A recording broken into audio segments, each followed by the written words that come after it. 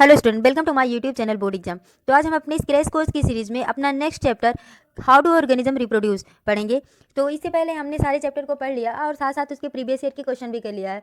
तो अगर आपने नहीं देखा है तो हमारे चैनल में प्लेलिस्ट में पड़ा हुआ है, आप देख सकते हैं। ठीक, तो आज हम पढ़ेंगे रिप्रोडक्शन। रिप्रोडक्शन क्या होता है? तो रिप्रोडक्शन, जितने भी स्पीसीज होते हैं सब इस अर्थ पे रहने के लिए, इस धरती पे अपने अस्तित्व को बनाए रखने के लिए रिप्रोडक्शन करते हैं। स्पीसीज के पास सिर्फ टू वेज होते हैं, या तो वो अमर हो जाएं या फिर रिप्रोडक्शन करें। तो कोई भी ऑर्गेनिज्म, कोई भी स्पीसीज अमर नहीं हो सकता, इसलिए वो रिप्रोडक्शन करते हैं। Why do organism reproduce? Organism reproduce क्यों करते हैं, देखते हैं। The process of reproduction is necessary for prevention and increase in population of a species.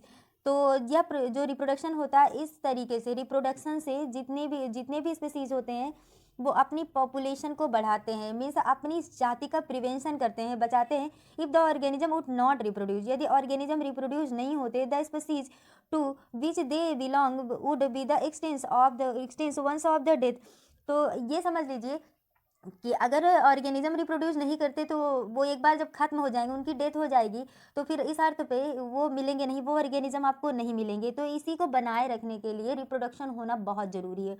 Reproduction is the process of producing offspring that are the biologically or genetically similar to the parent organism. Reproduction से जो species होते हैं वो अपनी तरह अलग species को जन्म देते हैं, अपनी तरह से ही सेम स्पीसीज को जन्म देते हैं। What is the reproduction? तो जैसे हमने आपको बताया, reproduction means to reproduce. Reproduction का मतलब रिप्रोड्यूस होता है, यह एक बायोलॉजिकल प्रोसेस है, ठीक है, जिससे ऑर्गेनिज्म अपनी तरह से बच्चे देते हैं, अपनी तरह से बच्चे देते हैं, ठीक है, बच्चे पैदा करते हैं। Let us have the detailed, चलो हम इसके बारे में डिटेल में जानते हैं। तो there are the two type of reproduction. First होता है एसेक्सुअल रिप्रोडक्शन और सेकंड होता है sexual reproduction.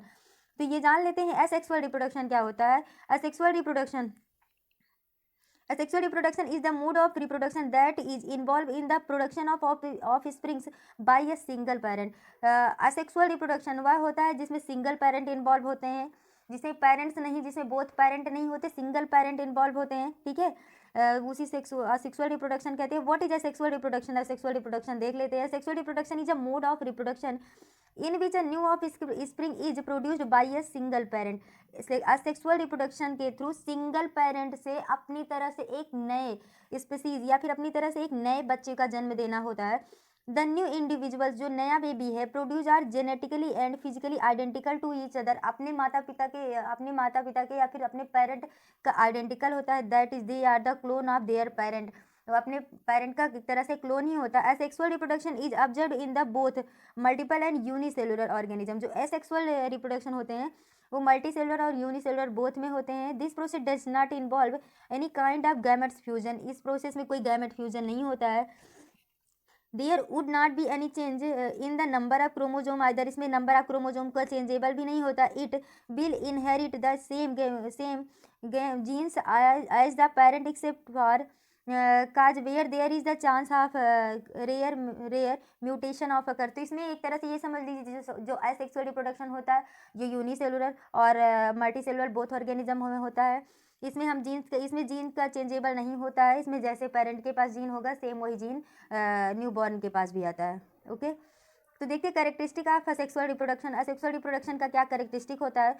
Following as the, ये दिया गया है। सिंगल पेरेंट इन्वॉल्व होते हैं, फर्स्ट आपसे ये पूछा जाता है, तो इसमें सिंगल पेरेंट इन्वॉल्व होता है। नो फर्टिलाइजेशन और गैमेट्स फॉर्मेशन, इसमें कोई फर्टिलाइजेशन या गैमेट का फॉर्मेशन नहीं होता है, गैमेट का फॉर्मेशन नहीं होता है। नेक्स्ट आपका है, यहाँ पे देखिए, नेक्स्ट आपका है, this process of the reproduction is occurs in a very long या वेरी शॉर्ट टाइम। ये रिप्रोडक्शन जो होता है बहुत छोटे टाइम के लिए होता है। The organism multiply and grow rapidly, organism अपने से दुगुना होते हैं, ठीक है, और बहुत जल्दी होते हैं। The of spring is genetically similar, तो जो बच्चे होते हैं, जो ऑफ स्प्रिंग्स होते हैं वो जेनेटिकली सिमिलर होते हैं अपने पेरेंट के, ठीक है। एक चीज़ जानते रहिए आप कि जितना जो है, जो बॉडी स्ट्रक्चर जितना ही कॉम्प्लेक्स होगा उतने ही कम बेबी प्रोड्यूस होते हैं, ठीक है। जिसमें बॉडी स्ट्रक्चर ज़्यादा ही सिंपलर होगा उनके बेबी ज़्यादा प्रोड्यूस होते हैं। जैसे हम जानते हैं कीड़े मकोड़े जो हैं, जो कीड़े मकोड़े इंसेक्ट्स होते हैं, फिश होती हैं, फ्रॉग होते हैं, इन सब में ये सब ज़्यादा एग लेस करते हैं, इनके ज़्यादा बच्चे होते हैं। जबकि ह्यूमन नेचर में देखिए, ह्यूमन बॉडी का लॉयन है, ये सब इनकी बॉडी कॉम्प्लेक्स होती है, ये अपने बच्चों की केयरिंग ज़्यादा करते हैं, इसलिए इनमें क्या होता है, इनमें जो है कम ऑफ स्प्रिंग होता है, थोड़े कम ऑफ स्प्रिंग होता है, मतलब बेबी बॉर्न कम होता है, 1 या 2 बच्चे होते हैं, ठीक है। ये तो 1 या 2 बच्चे पैदा ही करते हैं, ठीक, क्योंकि इनमें जो है बेबी बॉर्न का जो वो होता है, मतलब केयरिंग ज़्यादा होती है, केयरिंग रिप्रोडक्शन ज़्यादा होती है। Type of asexual reproduction, asexual reproduction के टाइप देख लेते हैं। एक है बाइनरी फिजन, नेक्स्ट होता है budding fragmentation, vegetation propagation and the sporogenesis. तो सबसे पहले देखते हैं fission. Fission binary fission, binary fission होता है किसमें? Fission is the cell division occurring in the unicellular organism. जो बाइनरी फिजन होता है ये यूनिसेलुलर ऑर्गेनिज्म में होता है, जैसे कि अमीबा, यूग्लिना, बैक्टीरिया, ये सब होते हैं। ईटीसी कुछ ऐसे भी स्प्लिटिंग ऑर्गेनिज्म होते हैं। इसमें क्या होता है कि जो पेरेंट सेल होता है, जो पेरेंट होता है उसी से डॉटर टूटती है, मतलब उसी से सेल डिवीजन होता है। यहाँ पे देखो the term fission, the term fission means The term fission means to divide during the fission, binary fission. The parent cell divided into the two cell. Parent cell 2 cell में divide होते हैं. The cell division parent vary in the different organism. That is the some are directional, while others are non directional. कुछ ऐसे होते हैं जो directional होते हैं, कुछ नॉन डायरेक्शनल होते हैं. तो यहाँ पे देख लेते हैं. Amoeba and euglena exhibit the binary cell से. अमीबा और यूग्लिना जो होते हैं वो बाइनरी सेल में आते हैं. It one of the simplest and the uncomplicated method. The asexual reproduction, the parent cell divided into the two each daughters cell carrying. यहाँ पे ध्यान दीजिए, यहाँ पे जो पेरेंट सेल होता है वो 2 डॉटर्स में ब्रेक हो जाता है. यहाँ पे देखिए पेरेंट सेल जो होता है 2 डॉटर में ब्रेक होता है, ठीक है. इनके अलग अलग न्यूक्लियस होते हैं, इनके ध्यान दीजिएगा, इनके जो अलग अलग न्यूक्लियस होते हैं, ये देखिए इनके न्यूक्लियस है, इनके अलग न्यूक्लियस है. फिर ये भी ब्रेक होते हैं, ये भी फिर ब्रेक होकर के 2 सेल्स में ब्रेक हो जाते हैं. जब ये बड़े हो जाते हैं, एडल्ट होते हैं, तो 2 सेल में ये भी क्या होते हैं? ब्रेक हो जाते हैं. ओके, नेक्स्ट चलते हैं fragmentation. Fragmentation is the another mode of sexual reproduction. Fragmentation जो होता है सेक्सुअल रिप्रोडक्शन का दूसरा टाइप है. exhibited by the organism such as the Spirogyra, Planaria. It is the parent body divided into the cellular fragments and each fragments developed into a new organism. यहाँ पे देखिए जो फ्रेगमेंटेशन क्या होता है, इसमें एक यहाँ पे एग्जाम्पल देख लीजिए, हाइड्रा है, हाइड्रा इसका एग्जाम्पल होता है. इसमें एक हाइड्रा से कई हाइड्रा बन जाते हैं. ओके, यहाँ पे एक हाइड्रा से कई हाइड्रा बन जाते हैं, ठीक है. यहाँ पे देखिए एक हाइड्रा जो है कई पार्ट में ब्रेक हो जाता है, तो जो है इसी तरह से इसका रिप्रोडक्शन होता है. देखिए यहाँ पे ध्यान दीजिएगा, फ्रेगमेंटेशन है type of reproduction occurs in multi cellular organism. ये मल्टी सेलुलर में होता है, ये ध्यान दीजिएगा. इसके पहले हम लोगों ने पढ़ा था बाइनरी फिजन, तो वो यूनिसेलुलर में होता था, लेकिन ये मल्टी सेलुलर ऑर्गेनिज्म होता है जिसमें simple body organism as in the algae like spirogyra होता है, प्लेनेरिया होता है, ये सब है. Here the filament break into the part of each part grow into a new individual. इसमें प्रत्येक पार्ट जो होते हैं जब वो ब्रेक हो जाता है तो न्यू इंडिविजुअल प्रोड्यूस करता है. ओके, चलिए नेक्स्ट पे चलते हैं. आइए के बात और regeneration in the power of the growing. जैसे हम देखते हैं जो छिपकली होती है, जब ये गिर जाती है, इसकी जो पूंछ होती है, टेल जो होता है इसका, जब वो कट जाता है तो थोड़ी दिन बाद हम देखते हैं कि इसमें नई जो है टेल आ जाती है. इसे रीजनरेशन पावर कहते हैं. Regeneration is the power of growing a new organism from the lost body part. That is when blizzard loses the tail, a new tail grow. This is become to the specialization cell parent. इसमें specialisation होता है कुछ, इसमें इस cell में कुछ specialisation होता है. यहाँ पे ध्यान से देख लेते हैं, ठीक है. ये देखिए इसकी यहाँ पे जब पूंछ कट चुकी है, यहाँ कटी है, और धीरे कुछ समय बाद हम देखते हैं कि इसकी पूंछ क्या होती है, फिर से जम जाती है, ठीक. ऐसे ऑर्गेनिज्म लाइक हाइड्रा हुआ, प्लेनेरिया हुआ, ये सभी रीजनरेशन में ही आते हैं. नेक्स्ट आपका है बडिंग. बडिंग में देखते हैं, budding is the process of producing in the individual through the birds that developed on the parent body. Hydra is the organism that reproduce by the budding. Hydra जो होता है वो organism है जो budding के थ्रू रिप्रोड्यूस करता है. तो यहाँ पे देखते हैं इन ऑर्गेनिज्म, ऐसे ऑर्गेनिज्म जैसे हाइड्रा हुए, buds developed as the outgrowth due to the repeated cell division into the specific side when after developing into the teeny individual detach from the body and parent to become new individual. यहाँ पे देखिए, यहाँ पे sexual reproduction दिया गया है, east का है. पहले क्या हुआ, ईस्ट सेल है, ठीक है, फिर इसकी बडिंग हो रही है और ये न्यू बर्ड से धीरे धीरे इसमें ब्रेक होता है. यहाँ देखिए ये ईस्ट का सेल है, धीरे धीरे इसमें ये ब्रेक हो रहा है. अब यहाँ पे ये ब्रेक हो जाएगा, जब ब्रेक हो जाएगा तो वो मेनी पार्ट्स में टूट जाएगा, ठीक है. इसी को, यही आपका है बडिंग. नेक्स्ट आपका देखते हैं vegetation propagation. What is the vegetative propagation? Vegetative propagation the sexual asexual method of plants में भी असेक्सुअल मेथड से रिप्रोडक्शन होता है। That occurs in the leaf root stem. हम देखते हैं कि कुछ प्लांट्स ऐसे होते हैं, हम देखते हैं कि जो कुछ प्लांट्स ऐसे होते हैं जिसके लीफ रूट ये सब रिप्रोडक्टिव होते हैं। जैसे कि हम रोज़ का देखते हैं, रोज़ फ्लावर जो होता है उसका स्टेम लगता है, कुछ के फूल होते हैं, फूल लग जाते हैं, कुछ के लीफ से रिप्रोडक्शन होता है। This can occurs through the fragmentation and regeneration of specific vegetative part of the plants. Let us explore. चलिए हम इसके बारे में पढ़ते हैं। Type of vegetation propagation. तो फर्स्ट है natural vegetative propagation. This occurs when plant, कुछ ऐसे होता है जब भी एनिमल जो होते हैं वो प्लांट को खा जाते हैं, उसके सिर को भी खा जाते हैं ऊपर से नोच करके, तो उस टाइम क्या होता है धीरे धीरे पौधों में रिप्रोडक्शन होने लगता है, मतलब वो पौधे अपने आप बढ़ने लगते हैं, उसमें डेवलप्ड होने लगता है। ये नेचुरली है। This occurs when the plants grow and develop naturally without any human interference. Natural vegetation propagation can be enabled by the development of the advantageous root. Thus new plants may emerge from the root stem and leaf of the parent cells. तो इसमें यही कहा जा रहा है कि जो vegetation होता है, जो प्लांट्स में वेजिटेशन होता है, वो उसके लीफ रूट और स्टेम आदि के पार्ट से होता है। The vegetative plant structure are arising from the stem are known as the rhizobians pulp runner tubers and that the plants propagate the vegetative are given. चलिए देखते हैं कुछ। फर्स्ट तो स्टेम में होता है, रनर ग्रोथ होता है horizontally about the ground, the buds are formed and the nodes of the runners. यहाँ पे देखिए कुछ ऐसे होते हैं, कुछ ऐसे प्लांट्स होते हैं जो स्टेम से ग्रो करते हैं, स्टेम से ग्रो कर जाते हैं, ठीक है। कुछ देर बाद हम उसके स्टेम को लगा देते हैं, कुछ दिन बाद देखते हैं कि उसमें जो है प्लांट्स निकल आए, उसमें छोटे पौधे निकल आए हैं। रूट्स से देखते हैं new plant emerge out the soil. New plant जो होते हैं उसकी जड़ों से निकल आते हैं, रूट से निकल आते हैं, जिसे हम ट्यूबर्स बोलते हैं, ठीक। आपके लीफ की बात करते हैं तो leaves of a few plants get diseased from the parent plant and develop into the new plant. तो कभी कभी ऐसे देखते हैं कि पौधों की जो पत्तियां होती है उसमें रिप्रोडक्शन होने लगता है, उससे कुछ नए प्लांट्स निकल आते हैं, ठीक है। फिर आप आगे देखते हैं बल्ब।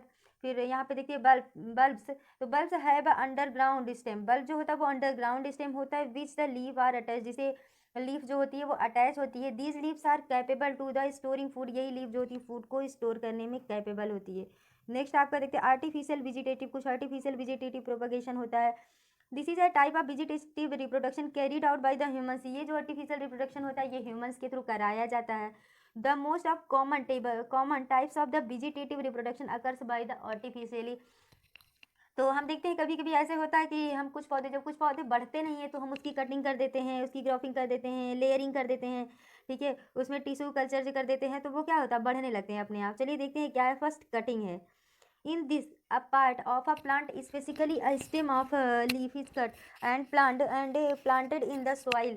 तो हम देखते हैं कभी कभी हमारे अगर लोटस का फ्लावर होता है, रोज़ का फ्लावर होता है, तो हम उसके स्टेम को कट करके उसे सॉइल में लगा देते हैं, ठीक है। उसके स्टेम को सॉइल में कहीं गाड़ देते हैं। तो कुछ दिन बाद देखते हैं कि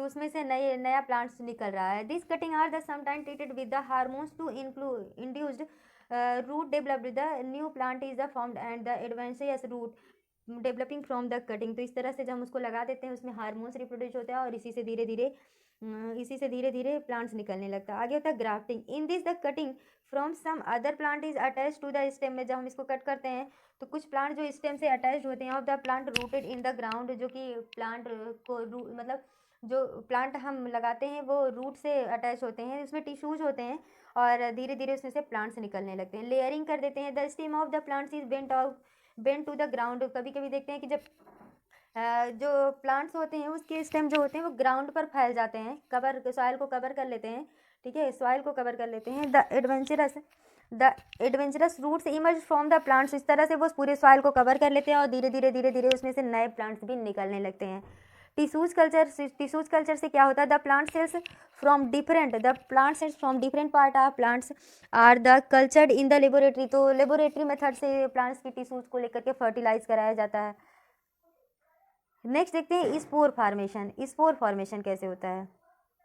spore formation is the another means asexual reproduction. Spore formation asexual reproduction का एक दूसरा टाइप होता है।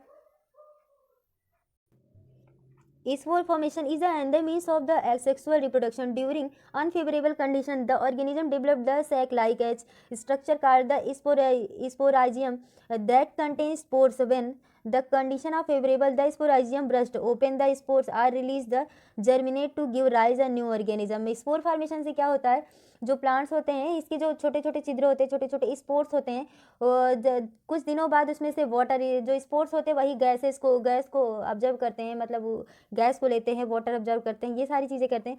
कुछ दिनों बाद धीरे धीरे स्पोर्स, मतलब एक तरह से ये सीड्स को जान लीजिए, सीड्स धीरे धीरे उसके स्पोर्स खुलने लगते हैं और उसमें से नया ऑर्गेनिज्म होने लगता है। यहाँ पे देखिए असेक्सुअल रिप्रोडक्शन स्पोर्स फार्मेशन, यहाँ पे स्पोर फार्मेशन का दिखाया गया है। ठीक है, फर्स्ट में क्या है, स्पोर्जियम है, ये आपका स्पोर्जियम है। सेकेंड में कह रहा है, यहाँ पे देखिए स्पोर्जियम है। नेक्स्ट आपका स्पोर्स आता है, ये छोटे देखिए ब्रेक हो गया तो यहाँ छोटे छोटे स्पोर्स आ गए हैं। ठीक है, फिर फूड सोर्स, ये फूड सोर्स होता है और यहाँ पे प्लांट्स निकल आता है। ठीक है, एक नया प्लांट। तो पहले स्पोर्स हो गया, फिर स्पोर्जियम है, ये सीड एक तरह से, ये स्पोर्स हो गया, यहाँ पे उसको फूड सोर्स है और यहाँ से प्लांट्स निकल रहा है। ठीक है, in asexual reproduction is the single cell is divided to the produce offspring. Is जो सिंगल सेल डिवाइडेड होते हैं, सिंगल सेल जो होते हैं वो ऑफ स्प्रिंग प्रोड्यूस करते हैं। The simple cell by cell division is not possible the multicellular organism. तो जो सिंपल सेल डिवीजन जो होता है वो मल्टी सेलुलर ऑर्गेनिज्म में पॉसिबल नहीं होता है। नेक्स्ट देखते हैं इसका कुछ एडवांटेज हैं, इसके एडवांटेज देख लेते हैं क्या एडवांटेज हैं। तो फर्स्ट होता है mats not require the process of reproduction is rapidly. तो इसमें जो डबल पेरेंट होते हैं वो इम्पॉर्टेंट नहीं होते हैं। ठीक है, और the process of reproduction is rapidly, तो जो रिप्रोडक्शन का प्रोसेस होता है वो बहुत तेज़ी के साथ होता है। An enormous number of organism can be reproduce is the very less time. बहुत छोटे समय में बहुत सारे नंबर, बहुत ज़्यादा नंबर में ऑर्गेनिज्म रिप्रोड्यूस हो जाते हैं। पॉजिटिव जेनेटिक इन्फ्लुएंस, इसमें पॉजिटिव जेनेटिक हमेशा इन्फ्लुएंस होता है। मीन्स हम एक तरह से पहले ये जान चुके हैं कि जीन्स नहीं चेंज कर सकते हैं। It occur in the various environment, इसमें जो इन्वायरमेंट, ये इन्वायरमेंट के लिए अच्छा ही होता है। डिसएडवांटेज क्या है इसका, देखिए द मेजर डिसएडवांटेज होता है तो लैक ऑफ डाइवर्सिटी की कमी होती है। Since the offsprings are generally genetically identical to parent, जो ऑफ स्प्रिंग होते हैं वो अपने पेरेंट के आइडेंटिकल होते हैं, are more susceptible of the same disease and the nutrient deficiencies as the parent. All negative mutations persist for. Next है आपका since only one organism in involve the diversity among the organism in the limited. तो इस तरह से जो reproduction होता है उसमें सिर्फ एक ऑर्गेनिज्म ही लिमिटेड, मतलब एक ही ऑर्गेनिज्म इन्वॉल्व होते हैं। They are unable to adopt to the changing environment, ये इस तरह से वो इन्वायरमेंट को चेंज नहीं कर सकते हैं। A single change in the environment would to the eliminate the entire species. तो इस तरह से जो सिंगल चेंज होता है वो इंटायर स्पीसीज जो एलिमिनेट कर देते हैं। अब हम कल पढ़ेंगे सेक्सुअल रिप्रोडक्शन। आज के लिए बस इतना ही, तो थैंक यू।